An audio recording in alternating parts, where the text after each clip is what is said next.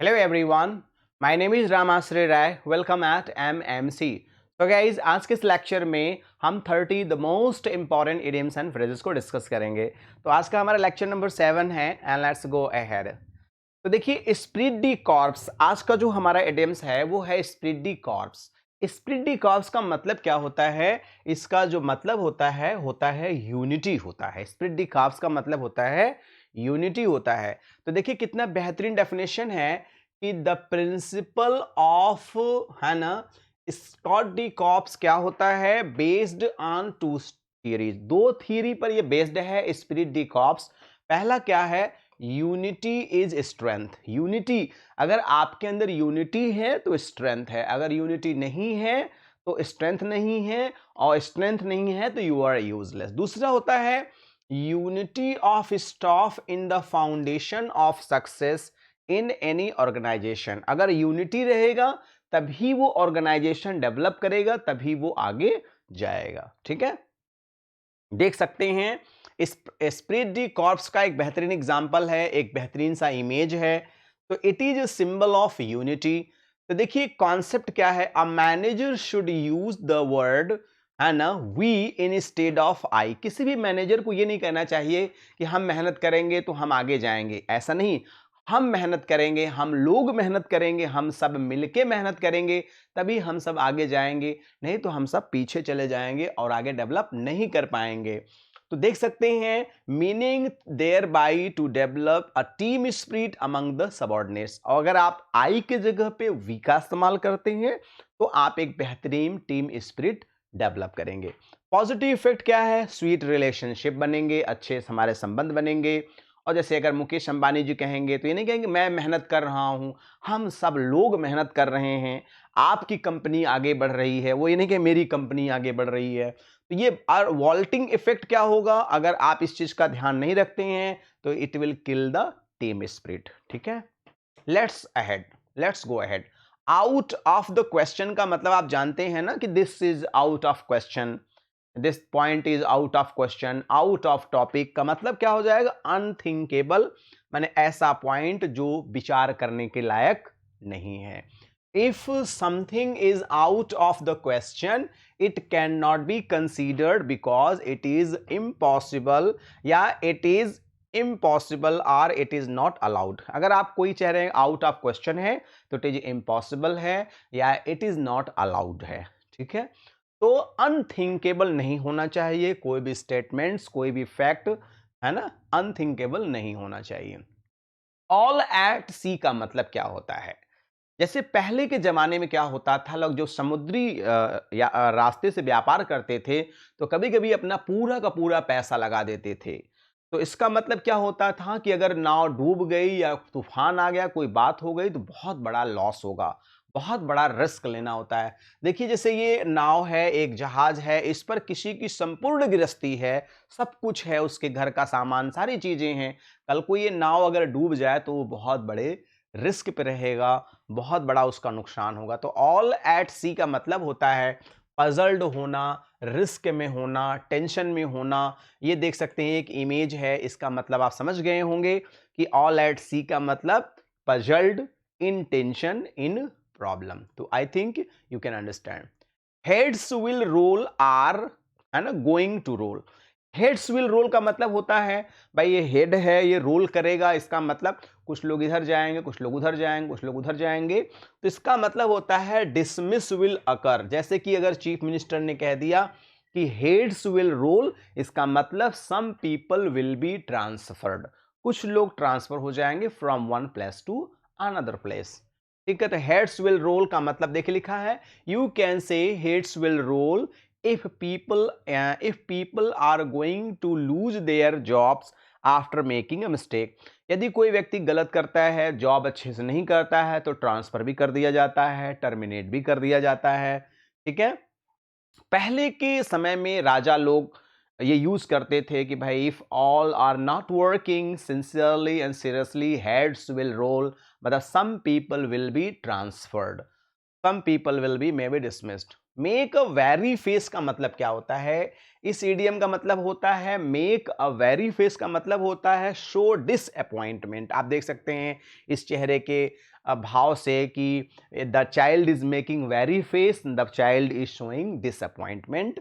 ये भी देखिए वेरी फेस का एक एग्जाम्पल है, he is also making very face मतलब शोइंग डिसअपॉइंट। ठीक है, तो मेक अ वेरी फेस का मतलब होता है शो डिसअपॉइंट। इसका देखिए मीनिंग भी, वेरी फेस का मीनिंग भी है स्नीयर, स्मिर्क, फ्रॉम, है ना, और बहुत सारे ये मीनिंग है, आपको सिनोनिम्स के रूप में इसको आप नोट कर सकते हैं। ट्रीड ऑन हिज हील्स मतलब किसी के पद चिन्हों को फॉलो करने को कहा जाता है। ट्रीड ऑन हिज हील्स मींस होता है फॉलो क्लोजली आफ्टर, किसी के पीछे पीछे चलना, किसी किसी को फॉलो करना। ये इसके सिनोनिम्स हैं। आप वीडियो को आवश्यकता के अनुरूप पॉज करके इसको वर्ड को भी लिखते चलेंगे। तो आप देख सकते हैं ये एक इमेज है कि देखिए इसमें एक व्यक्ति आगे जा रहा है, ये भी इनको पीछे फॉलो कर रहे हैं, ये भी फॉलो कर रहे हैं, ये भी फॉलो कर रहे हैं, तो ट्रीड ऑन हिज हिल्स हो जाएगा इसका मतलब। नेक्स्ट इडियम से है अबव बोर्ड का मतलब क्या होता है? What is the meaning of above board? तो अबव बोर्ड का मतलब होता है to be honest and legal. Above board मतलब होता है ऑनेस्ट एंड लीगल, स्पष्ट, frank, open minded and no tricks please. We want the deal to be above board completely. हम लोग चाहते हैं पूरे ईमानदारी से काम करें। Above board without any secret मतलब सब कुछ ईमानदारी से होना। This incident is clear to all and above board. यह घटना सबके लिए एकदम क्लियर है कि क्या हुआ, क्यों हुआ, किस लिए हुआ। थ्रो कोल्ड वाटर का मतलब क्या होता है? What is the idiom means throw cold water? तो कोल्ड वाटर आप समझ सकते हैं, आपको एग्जांपल देता हूं, जैसे आप कहीं बहुत अच्छा कपड़ा वगैरह पहन कर कहीं जा रहे हो, किसी ने ठंडा पानी फेंक दिया, तो आपकी जो उम्मीद है, जो आपकी एक्साइटमेंट है, वो काफी कम हो जाएगी।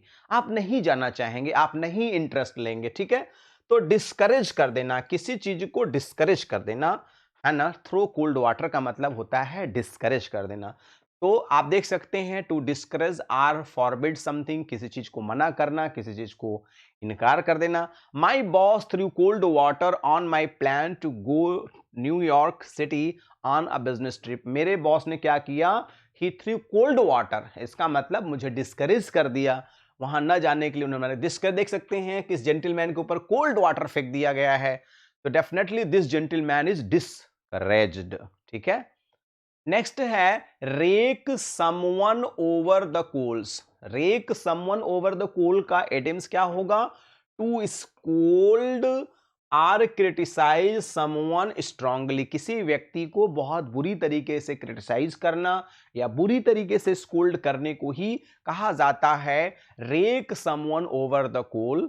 The teacher is going to rake the student over the coals because he is always late. है ना, कोई बच्चा अगर लेट हुआ है तो उसे, है ना, स्कोल्ड किया जाए। रेकअप माने क्या होता है? रेकअप का मतलब होता है नापसंद चीजें याद दिलाना। तो what is the meaning of रेकअप?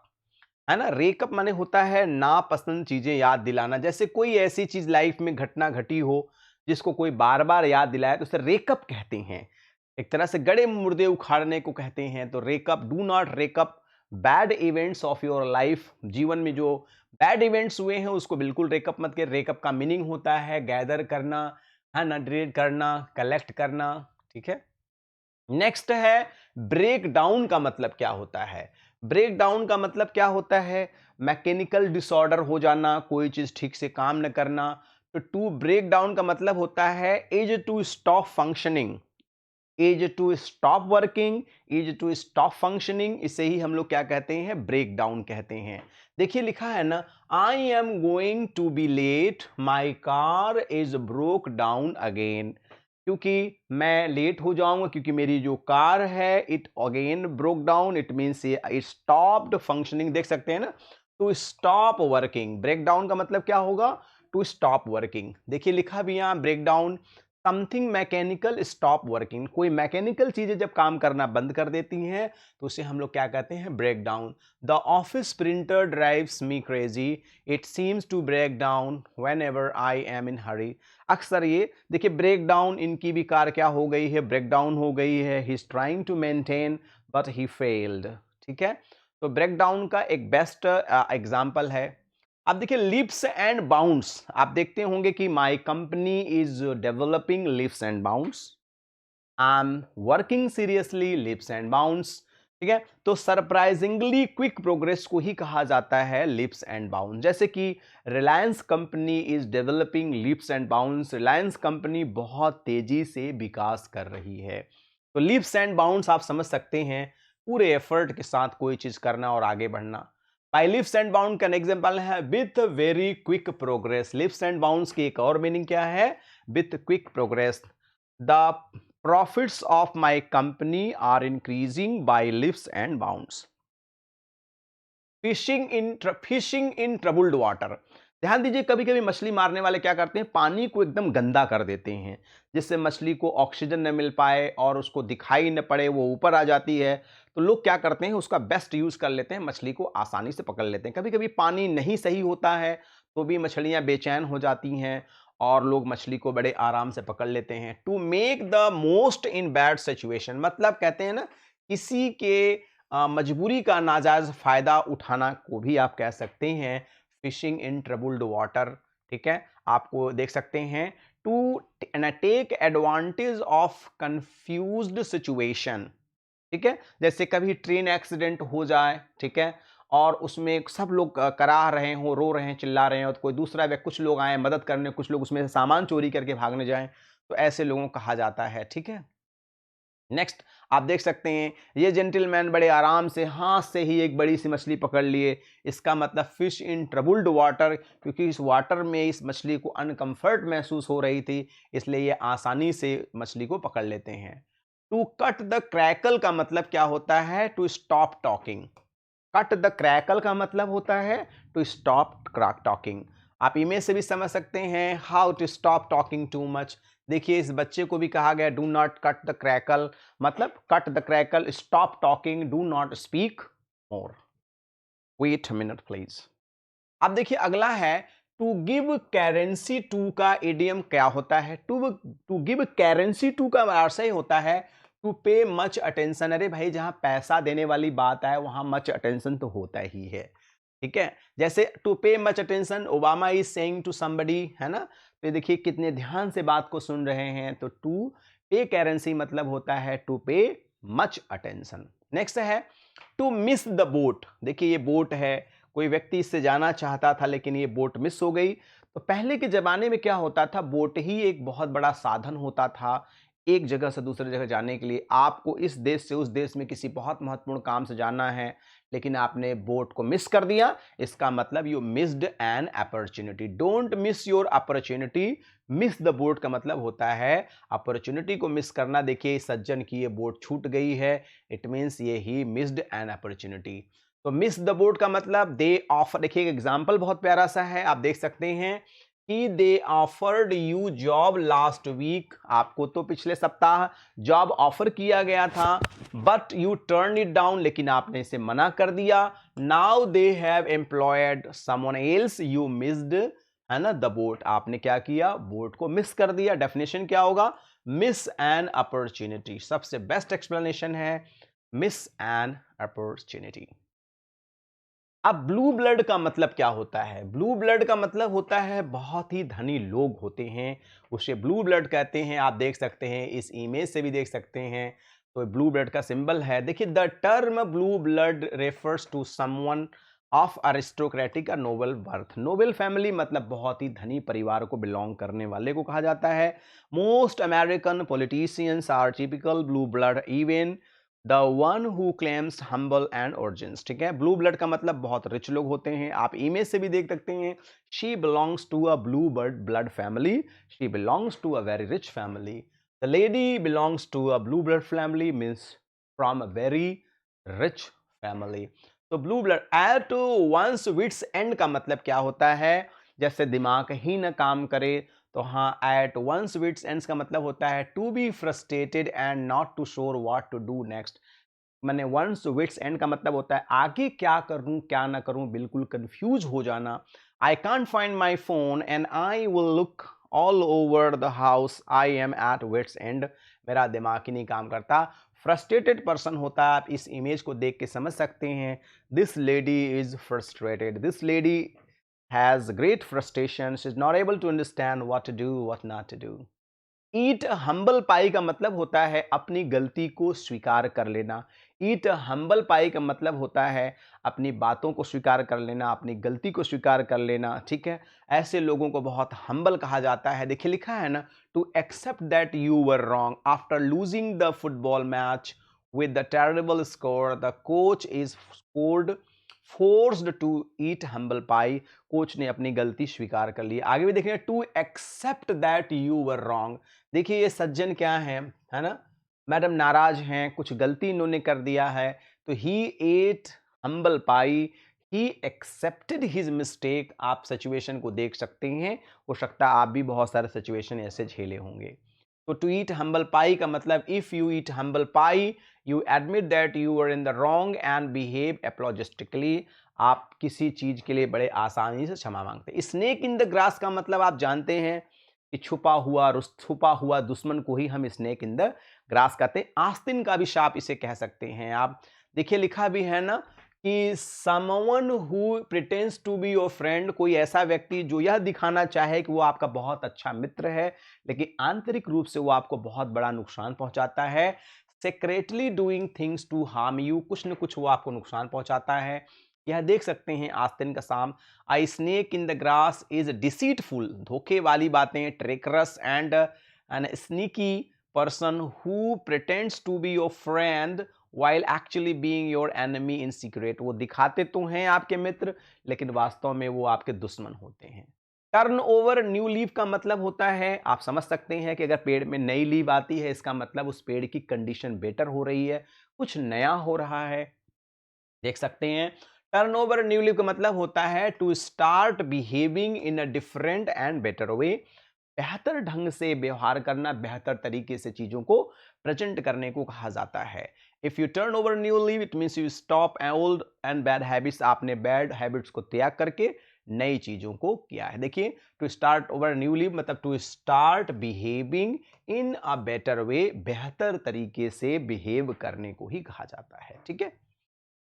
अगला है कि to hold a candle. Hold a candle का क्या मतलब होता है इडियम्स का? तो होल्ड अ कैंडल, जैसे आप कोई काम कर रहे हैं, कोई कैंडल लेके आपके पास खड़ा है, इसका मतलब वो आपकी मदद कर रहा है, वो आपका अपना है, आपके तकलीफ में मदद करता है।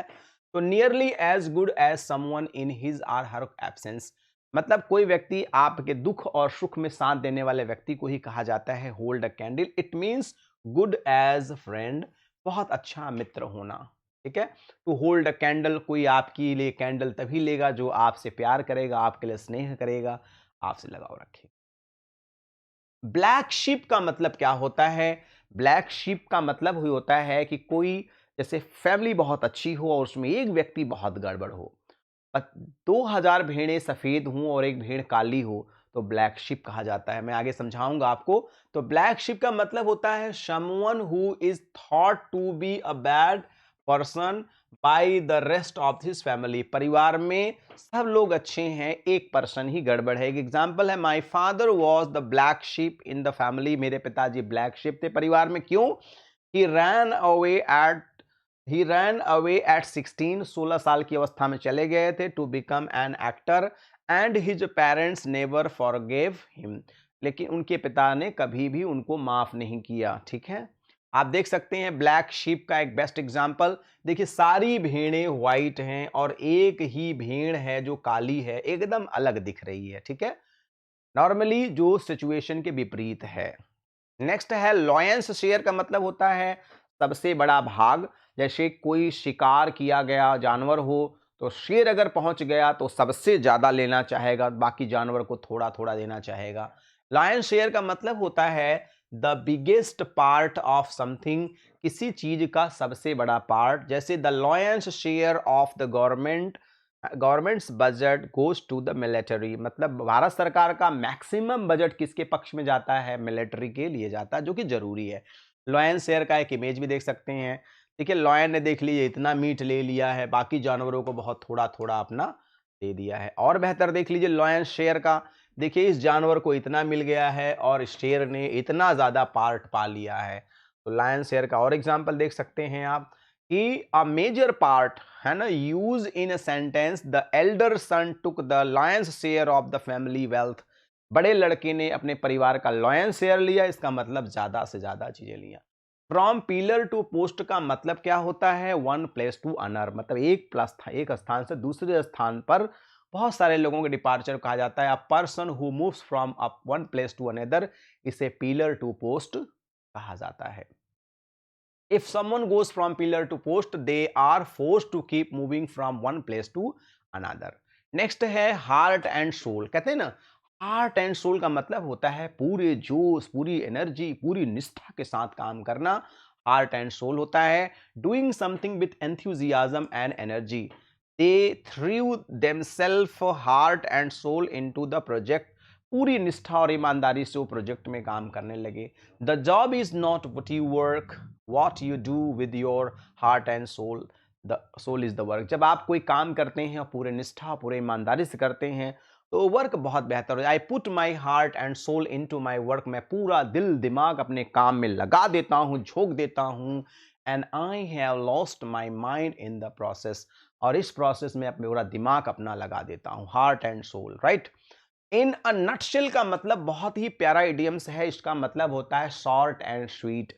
संक्षिप्त में किसी बात को कहने को इन अ नटशेल कहा जाता है ना। To describe something very briefly using a few words, कुछ ही शब्दों में गागर में सागर भरने को कह सकते हो आप इन अ नटशेल। ठीक है, देख सकते हैं in a nutshell using few words as possible. ये देखिए नटशेल है, मतलब इसके अंदर कोई चीजें अगर हैं तो बहुत संक्षिप्त में है और बहुत बेहतर होता है। ठीक है, in a nutshell the weather is है ना, आयरलैंड इज टेरिबल। ठीक है, तो आप देख सकते हैं as a few words as possible, कम शब्दों में ज्यादा कह देना। लास्ट है आज का इडियम्स चाइल्ड्स प्ले का मतलब क्या होता है? बहुत सिंपल, जैसे कि learning spoken English, speaking good English is not child's play. ये इतना साधारण नहीं है। Becoming an IAS officer is not child's play. देखते हैं ना, something easy and simple, child's play माने something easy and simple. Getting my diploma was, है ना, चाइल्ड्स प्ले। मैं जो डिप्लोमा किया वो चाइल्ड्स प्ले था। या भी कह सकते हैं getting doing qualifying IAS exam, PSS exam is not child's play. कोई साधारण काम नहीं है, कीप इट सिंपल। तो गाइज आज के इस वीडियोस में मैंने 30 मोस्ट इंपॉर्टेंट इडियम्स को डिस्कस किया। So guys if you are new so please subscribe the channel and please press the bell icon so you will be notified with our latest videos. One more request, if please share the link to your friends, near dear and sweetheart one. And one more request guys, please do not forget to send your valuable feedback and I'll be working according to your feedback. So guys, thanks for watching this video. Good day all and take care all. अपना और अपनों का ध्यान रखिए. Thank you very much.